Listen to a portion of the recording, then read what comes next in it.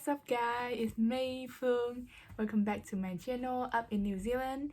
In this channel, I'm gonna talk with you guys about my experience living here in New Zealand as a former international student and now a worker, as well as give you guys some advice and tips when living here. So let's get started. In the previous video, I have given you guys some advice on how to choose the right school or university that fit your studying purposes, as well as give you guys some instruction on how to apply for a university or school.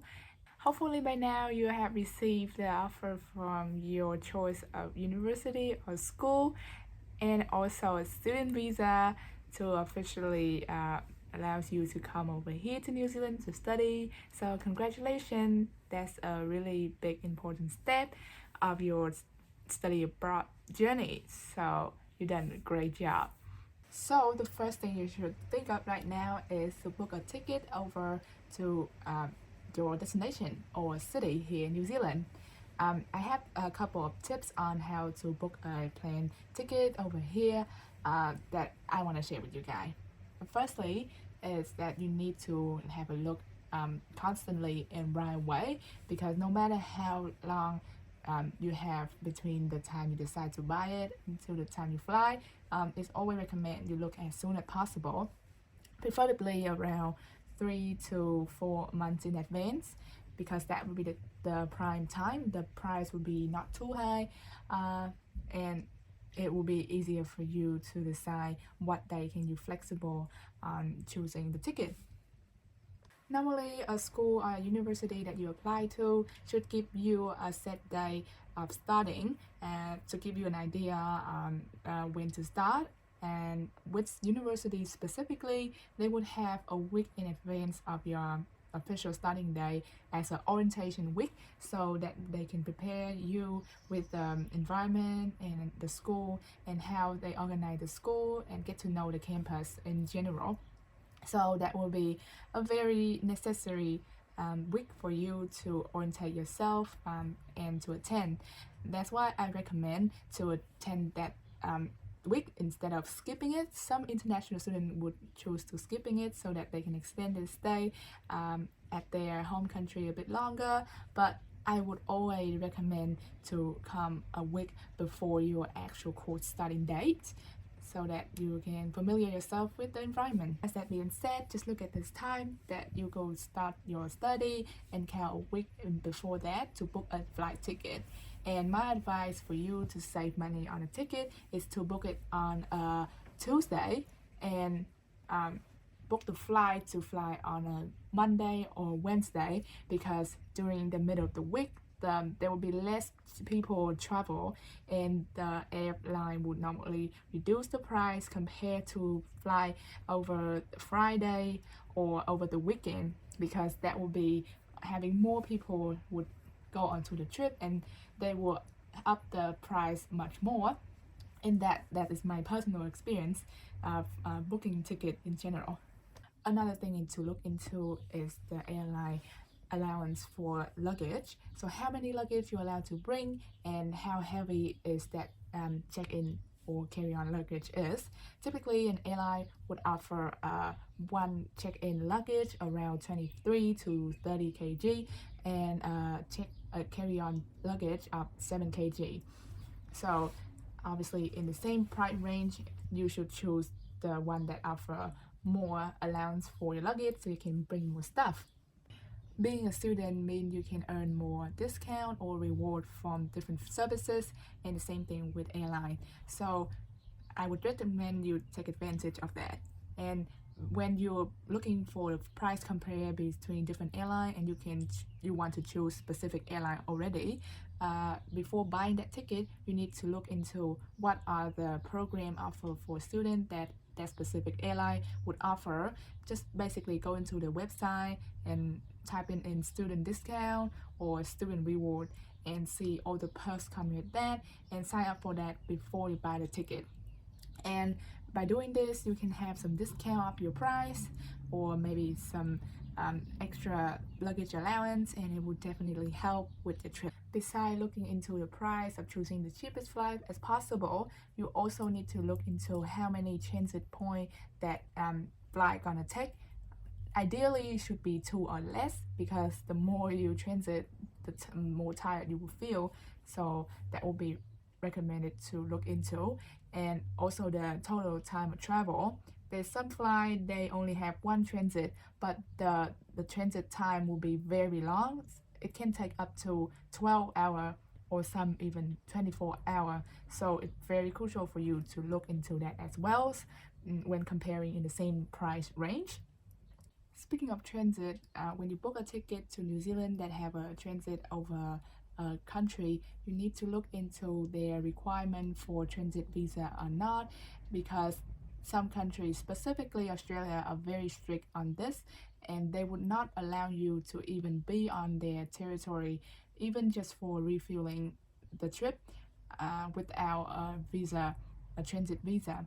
So you need to look into it first and prepare yourself before booking any ticket that have transit over Australia or some country that require transit visa. So the requirement, procedure of fee of the transit visa are vary between country to country, and also what is your passport and your nationality. So I can put the link down below for you to refer on what country might require transit visa, and you can do a little bit research on your passport and see if you're required to apply for visa for that specific country or not, to decide if it's a good place to have a transit over. That's why I recommend everyone to book a ticket at least 3 to 4 months in advance to see what are the ticket options are flying over to New Zealand, and what are typical transit place that you need to go through, and check over if that flight would worth it, or the transit fee, and how long it takes for the processing of the visa, so you would be more prepared for the trip. To give you a better understanding of what I'm trying to say, I can give you a sample from my own experience. So as you might know, I'm from Vietnam, and the route of flying from Vietnam to New Zealand that have transit over a certain place are the most common one are Australia, Philippines, Malaysia, Singapore, China. That is the common one. And in the cheapest price range, I would say that will be through China or through Australia.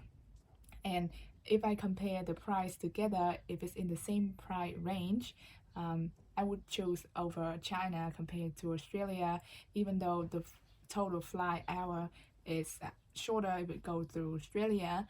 But because I don't have to have a transit visa flying over China, that would save me a little bit of time and money when booking the ticket over there, since I don't have to spend extra effort to apply for a visa through Australia.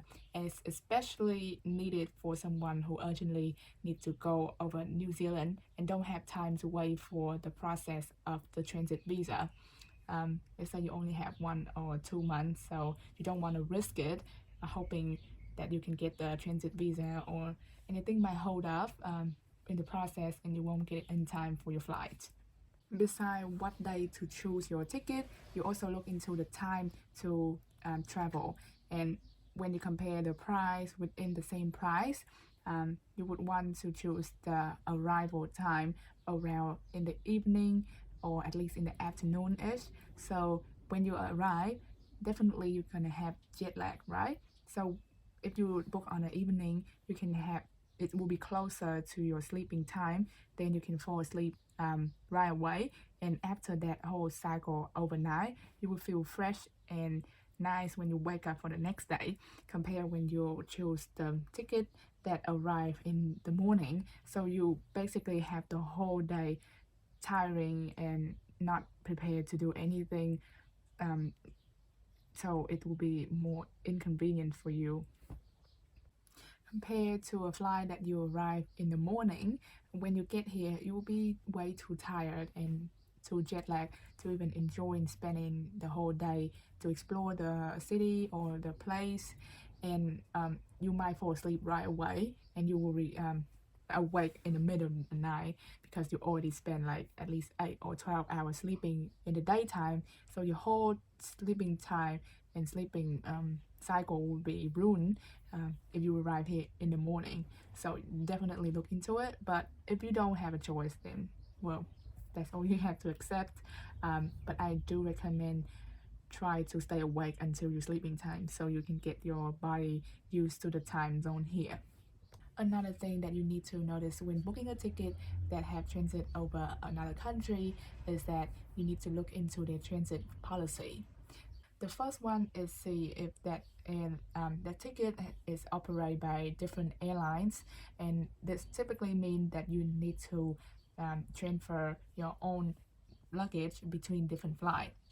It means when you arrive to your transit destination from one airline, you need to check out from that airline and take your luggage from the conveyor belt and then check in to the new airline from the next route flight from that transit place to New Zealand.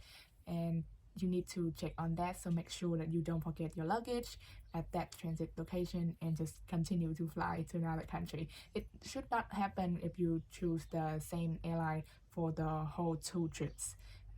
So just check into that first. The second thing in that transit policy is that the location. So you need to look into the terminal that they gonna fly into for when you arrive at that transit place, and the terminal that they will depart from that transit airport to your final location. And some airport are very big that they have different terminal. It's for different flights. So if it's for different terminal and you only have around less than 2 hours of transit, you need to be very hurry in order to receive your luggage as well as going straight to the other terminal so you can check in time. And this is quite risky if you have 2 different terminal and a very short transit time. So you need to pay attention to trying to book the ticket that have even multiple airline and multiple terminal to have a longer transit, ideally about 3 to 4 hours or more, to give you a little bit of time to run and check out and check in your luggage. If your chosen ticket happen to have 2 different terminal, then it's good for you to prepare in advance by looking into the map of that airport, the transit airport, to familiarize yourself with the location of the different terminal and what are the transportation option between the 2 terminal. Because if it's too big, you have to take a bus or a transit bus between the 2 terminals. So might need to know the time and where that bus might be, or if you have enough time, how you're gonna walk over there. So yeah, it's good for you to do that little research in case you have different terminal. If you have a very long transit time, let's say 7, 8, or even 12 hours, then in order to save a little bit of money, I would recommend you prepare some snack or some noodles that you can instantly cook at the airport in the transit time in case you get hungry, because you might know that airport charge a lot of money for buying anything, and especially the service with the food there too. So yes, if you're hungry, prepare yourself with food and snack for that long transit time, and maybe have a book or something to read in case you have to transit over China, because they have their own internet network and it's not really working there. So that will be a little bit boring for you, waiting for too long in the airport with no outside internet.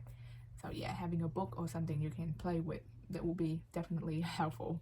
However, if you don't mind spending money and have a lot of transit time, you can also think about having some dollar, the US dollar, to buy anything from the airport, because that will be mostly accepted there. And also buy some duty-free products that or some souvenir item at the airport to show that you have been in that country, in case you're interested in. and spend some time to explore all the options and services they might offer even for free at the airport. And that is part one of how to and what to prepare for your trip coming over to New Zealand, specifically the booking ticket edition. So please, if you like this video, give it a like and subscribe to my channel. Hit the notification button so you can follow up more video, and there will be more about this topic I will talking in the next video. Bye.